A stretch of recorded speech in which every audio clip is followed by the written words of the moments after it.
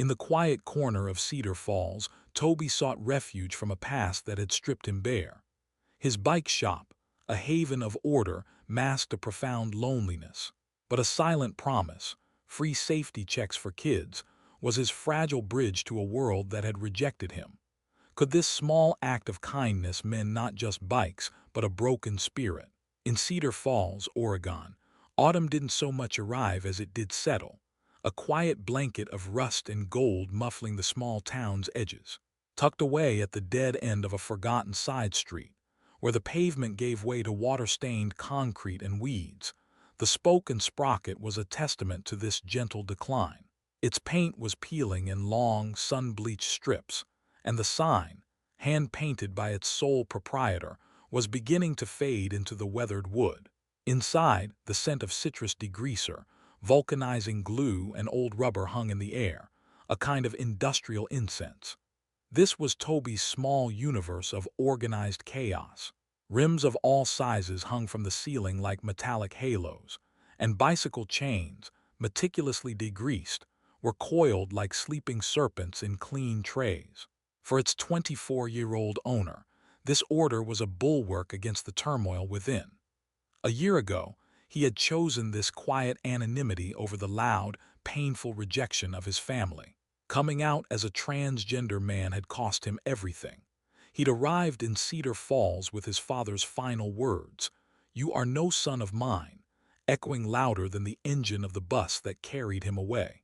His inheritance was a toolbox, a deep-seated knowledge of bicycle mechanics, and an ache in his chest that never quite subsided. The shop was more a sanctuary than a business. The paying customers were few and far between, barely enough to cover the meager rent and a diet of instant noodles. His real work, the work that kept his hands steady and his mind from spiraling, was offered for free. A small, chalk-written sign propped against the door read, "Free safety checks for kids' bikes."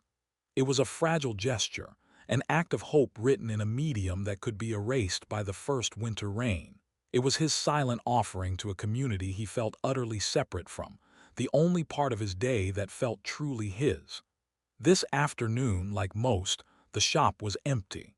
Toby was meticulously wiping down a set of well-worn wrenches, each one cleaned and returned to its designated slot on the pegboard. He moved with a focused grace, the friction of the cloth a small, warm sound in the vast silence. The silence was a physical presence, broken only by the distant peal of children's laughter from the park nearby. The sound was a bittersweet melody he could hear but not join. He wondered if their fathers taught them to ride if they ran alongside them, a steadying hand on the seat. The thought was a familiar pang, a constant reminder of the life humming just beyond his reach. He wasn't just fixing bikes. He was trying to mend the frayed connection to a world that, so far, hadn't seemed to notice he was there. As the golden hues of autumn deepened into the stark, gray palette of winter, the chill found its way through the thin glass of Toby's storefront. The dwindling daylight hours mirrored his own shrinking finances. The trickle of paying customers had all but dried up, and the small reserve of cash he'd arrived with was now a dangerously shallow pool. Each time he bought a loaf of bread, he felt the sharp edge of panic. It was a cold, creeping dread that settled in his stomach, a constant companion to the gnawing loneliness. The final blow came on a Tuesday, delivered in a crisp, businesslike envelope. It was from his mother. He recognized her elegant, precise handwriting immediately, a script that had once written him loving birthday cards. His hands trembled as he opened it. Inside there was no greeting, no "Dear Toby," not even his old name. The letter was brutally short. "We request that you cease using our family name. It is a source of considerable embarrassment. We wish you to find your own way as you have chosen." Tucked inside was a check for $100. It wasn't a gift, it was a transaction. A final, insulting severance package for a son she had erased. The sterile piece of paper undid him. It wasn't about the money. It was about the finality, the cold, contractual dismissal of his entire existence. He stumbled to the small, cracked mirror he'd hung by the door, confronting his reflection. He saw a stranger with his own tired eyes. The patchy beard he was trying to grow felt like a costume, a desperate attempt to align his outside with the man he knew he was inside. Was this man worth it? Was this lonely, hungry existence the prize for his authenticity? For a long, dark moment, the answer felt like a resounding no. Yet after the wave of despair receded, a stubborn, resilient core remained. He took a thumbtack and pinned the $100 check to the wall behind the counter, right next to a diagram of a complex derailleur system. It became a perverse monument, a daily, painful reminder of what he had survived.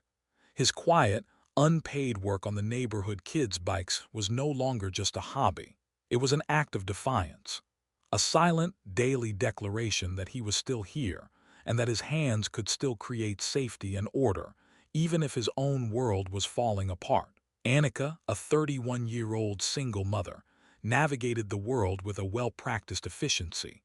But there was one small, persistent worry that gnawed at her.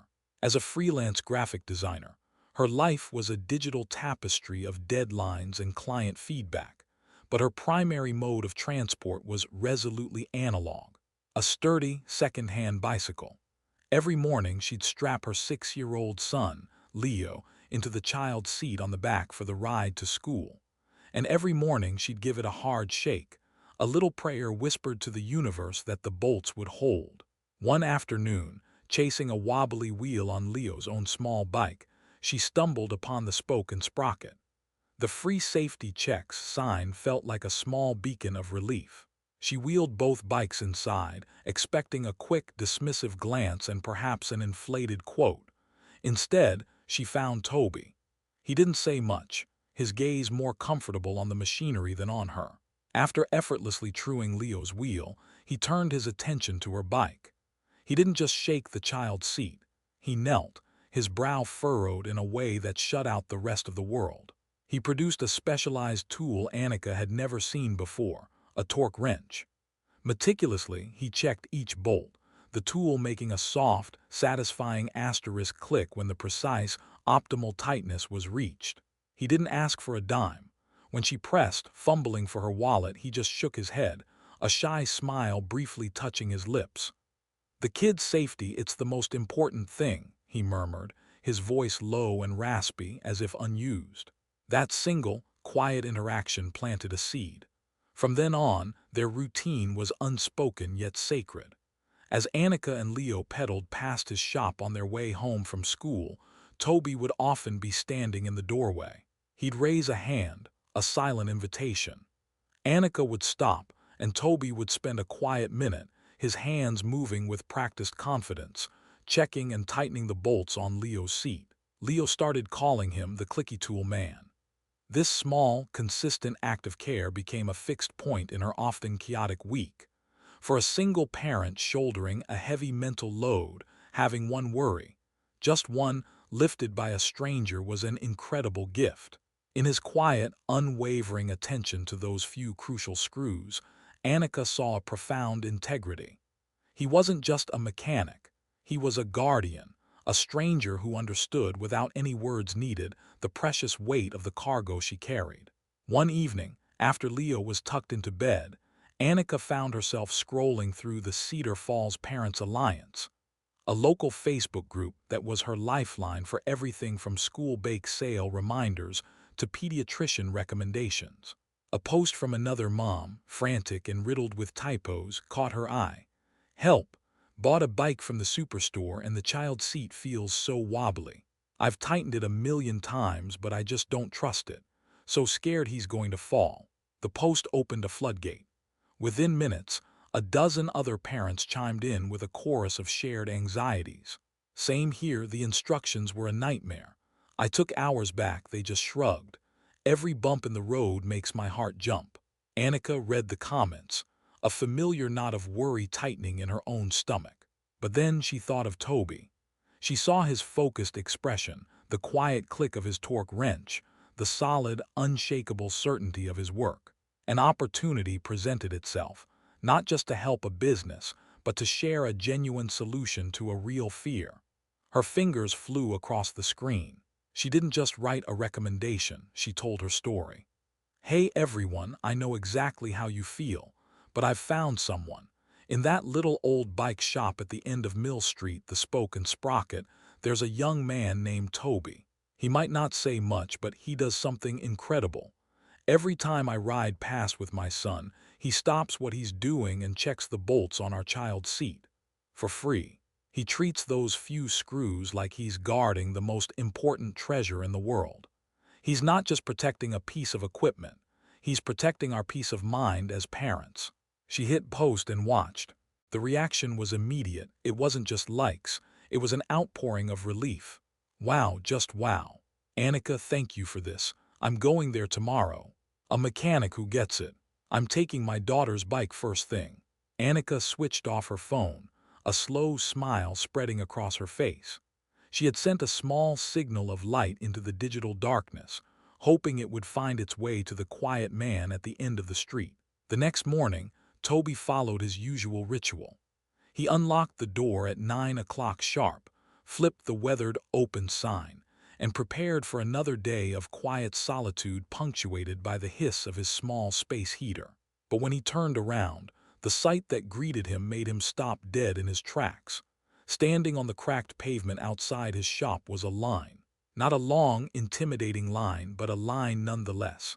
A small, unprecedented gathering of humanity at his doorstep. 4 parents, 2 with strollers, one holding a small hand, stood patiently with their bicycles. They weren't the usual grizzled cycling enthusiasts with expensive carbon frames. They were ordinary, slightly tired-looking moms and dads, their faces etched with the familiar brand of parental concern. Toby blinked, certain he was mistaken. He felt a jolt of pure panic. What if they were here to complain? Maybe a kid's bike he'd fixed had failed. His mind raced through every free repair he'd done in the past month.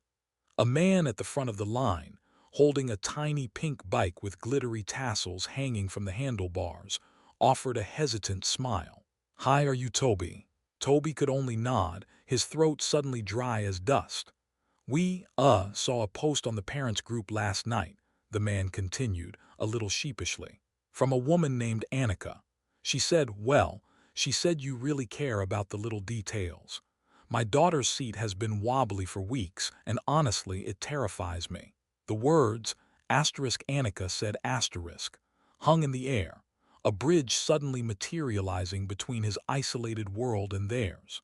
The panic receded, replaced by a bewildering wave of something else, something warm and startling.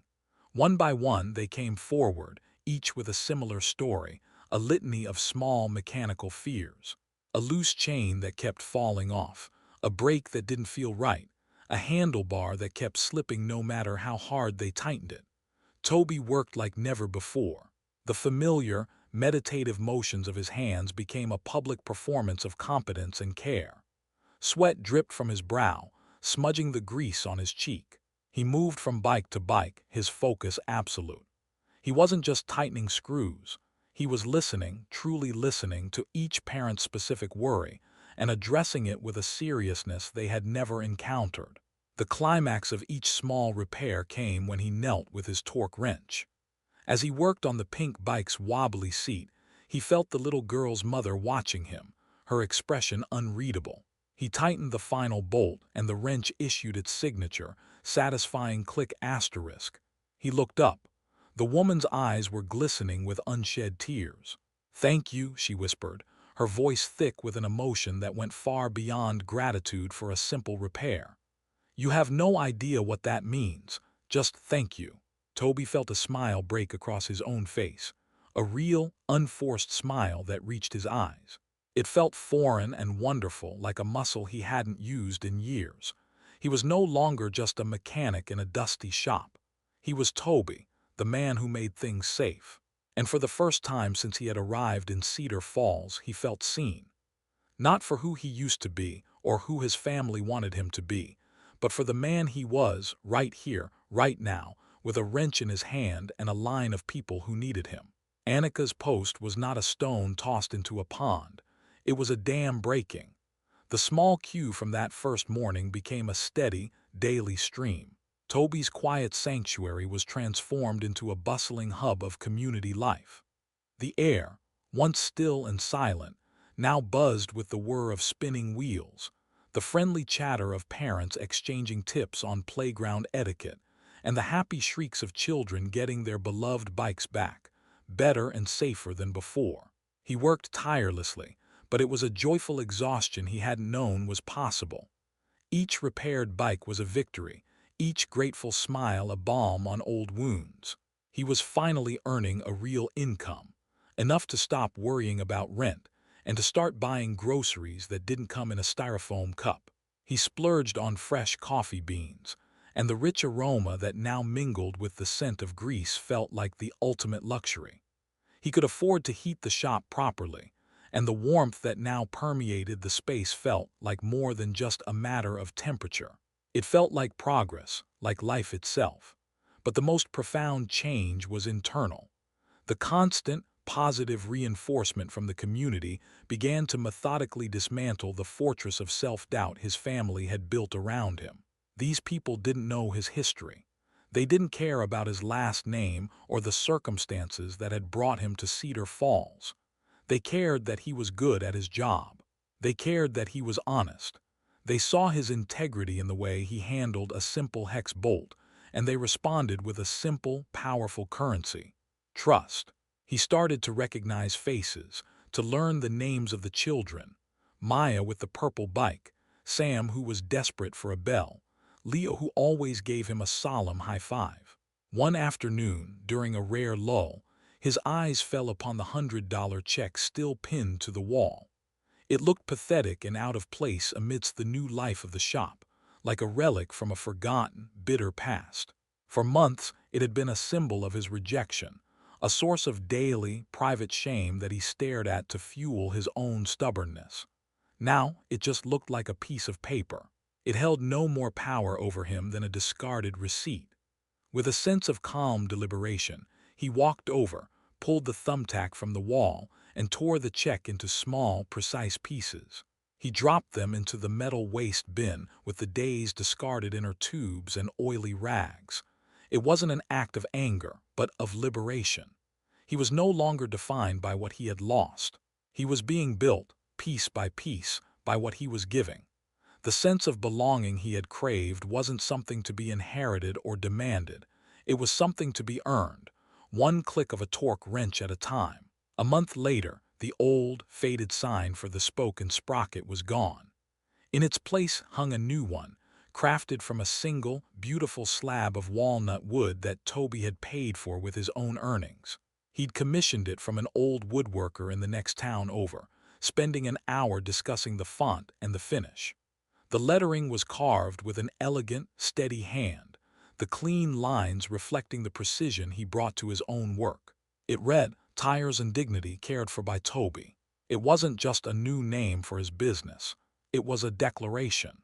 It was the distillation of everything he had been through and everything he had become. It was for the parents who trusted him with their children's safety.